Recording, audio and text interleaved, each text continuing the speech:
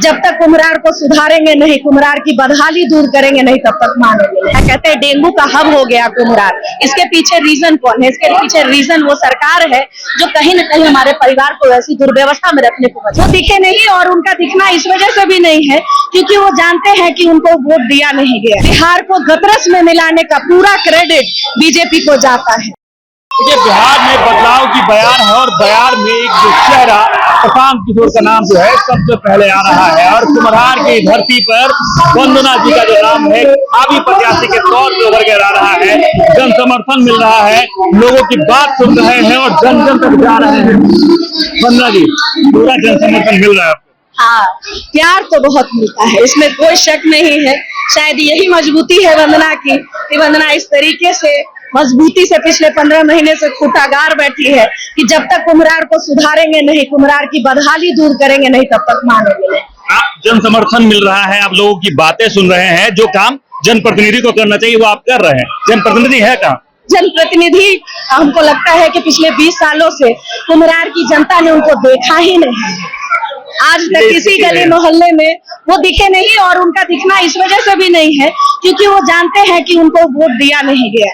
ये विश्वास का हनन मोदी जी द्वारा किया गया कि भाजपा पे विश्वास करके लोगों ने वोट दिया कि आप गुजरात में तरक्की करवा रहे हैं, गुजरात का विकास हो रहा है, तो शायद ये व्यक्ति बिहार में आके विकास करेगा। लेकिन आपने ऐसे मानसिक अपाहिज लोगों के हाथ में बिहार की भाग दौड़ दे दी जो कहीं ना कहीं बिहार को गतरस में मिलाने का पूरा क्रेडिट बीजेपी को जाता है। आपका एक स्लोगन अभी सुन रहे थे कि 2025 और 25 से नीचे नीतीश पूरा बहुमत ला रहे हैं, सब क्या इस बार तो पूर्ण बहुमत की सरकार आ रही है। देखिए, हमारे पार्टी के सूत्रधार एक बात हमेशा कहते आए हैं कि जो बात वो जनता को बताने का काम कर रहे हैं, अगर हमारे परिवार को, बिहार की जो परिवार है उसको समझ आ गया तो पूर्ण बहुमत के साथ इतनी सीटें आएंगी कि लोगों को सोचना पड़ जाएगा। और अगर नहीं समझ में आया तो फिर हम लोग 5-10 पे सिमट जाएंगे, या तो अर्श पे नहीं तो फर्श पे। स्थिति दिख रही है मुसल्लापुर हाट की, पूरा कीचड़ है, कीचड़ में आदमी टहल रहे हैं, चल रहे हैं, मतलब नाले में मुंह दे के घूमना पड़ रहा है। इस बदहाली से क्या निजात मिलेगी अगर आपकी सरकार आएगी? देखिए, अभी ही मैंने जैसे आपने पहले कहा, पिछले 12 महीनों से वंदना जिस वार्ड में गई है और जिस समस्या को वंदना ने उठाया है उसका निदान मिला है। इसका मतलब लड़ाई लड़नी पड़ेगी और बहुत मजबूती से लड़नी पड़ेगी। तो वंदना ने ये ठाना है, सुंदर कुम्हरार बनाना है, उसके बिना हम लोग बैठने वाले नहीं, हम लोग थकने वाले। बिहार में प्रशांत किशोर और कुम्हरार में वंदना, ये चर्चाएं चल रही है क्योंकि जन समर्थन जो है पिछले कई सभा में अटेंड किए हैं, लगातार देख रहे हैं कि जन समर्थन आपको है। लोगों से जब बात होती है तो कहती है कि ये स्वभाव से अच्छी है, बात अच्छी करती हैं और बदलाव जरूरी है। तो क्या लगता है कि सच में बदलाव जरूरी है? देखिए, बात क्या है कि आज तक हमारे परिवार के बारे में कह लें तो जनप्रतिनिधि का मतलब लोगों ने जाना ही नहीं, क्योंकि आज तक हम लोगों ने देखा है कि हमारे नेता विधायक बरसाती मेंढकों की तरह निकलेंगे और चुनाव के पहले आपको दिखेंगे, हाथ जोड़ेंगे, कहेंगे हमको वोट दीजिए और रोड से चले जाएंगे।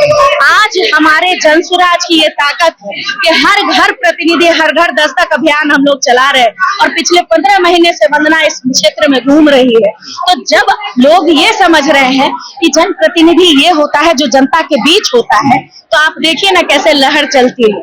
किन मुद्दों पे आप चुनाव लड़ रहे हैं? बेसिक मुद्दे तो हो गए, बेसिक मुद्दे नल जल पानी, ये तो बेसिक मुद्दे हो गए, इसको साइड कर देते हैं। आप किन महत्वपूर्ण मुद्दों को लेके आएंगे? देखिए, यहाँ 2-3 चीजों का बहुत अभाव है। हमारे यहाँ लोगों के रहने का जो झोपड़ा जो उजाड़ने की बात सरकार कहता है, आप जिस भी मोहल्ले में जाएंगे घर तोड़ दिए जा रहे हैं, लेकिन उनको जाना कहाँ है ये कोई नहीं बता दे रहा। पीने का पानी घरों में उपलब्ध नहीं है। हम पटना महानगर की बात करते हैं, लोग नालों से कनेक्ट पानी पीने को मजबूर हैं। पहले तो सबसे पहले शुद्ध पेयजल की व्यवस्था करने की बहुत जरूरत है। सड़कों की स्थिति इतनी दयनीय है कि हर सड़क पे आपको कूड़ा संग्रहण मिलेगा, तो वो आप बीमारी का घर बना के रख दिया गया। कहते हैं डेंगू का हब हो गया कुम्हरार। इसके पीछे रीजन कौन है? इसके पीछे रीजन वो सरकार है जो कहीं न कहीं हमारे परिवार को ऐसी दुर्व्यवस्था में रखने को मजबूर किया। सुशासन की बातें करती है कि सुशासन की, हाँ, इन्हीं के सुशासन की सरकार में दिन दहाड़े पारस हॉस्पिटल में घुस के 5 लोग फिल्मी स्टाइल में मर्डर करते हैं और उसके बाद जाके पुलिस पकड़ती है और कहती है कि इनका पैर तोड़ दिया हमने भाई, अब ये जेल जाएंगे। तो सुशासन किससे छुपी है? 1 महीने में धड़ाधड़ मर्डर हुए जा रहे हैं। तो ये तो हमारे बिहार की जो सुशासन की सरकार, लंगड़ी सरकार है, उसका कहीं ना कहीं ये खुलता दिख रहा है। आपके बेसिक मुद्दे से हम भटक गए थे, उस पे आ जाते हैं। हाँ, सबसे पहले अपना शुद्ध पेयजल की व्यवस्था, अच्छी शुद्ध सड़कों का निर्माण, स्वच्छ सड़कों का निर्माण। तीसरा, हमारे यहाँ समुदाय भवन नहीं है क्षेत्रों में। जो गरीब तबके के लोग हैं उनके यहाँ बेटियों की शादी के लिए एक व्यवस्था नहीं है। आए दिन यहाँ पार्क बेच दिए जाते हैं बड़े बड़े नेताओं द्वारा, बड़े बड़े मंत्रियों द्वारा। हर मोहल्ले में एक पार्क होना चाहिए, क्योंकि शहरी क्षेत्र है, लोगों के पास जगह नहीं है, वहाँ कहाँ जाए। मंदिरों में शौचालय की व्यवस्था नहीं है।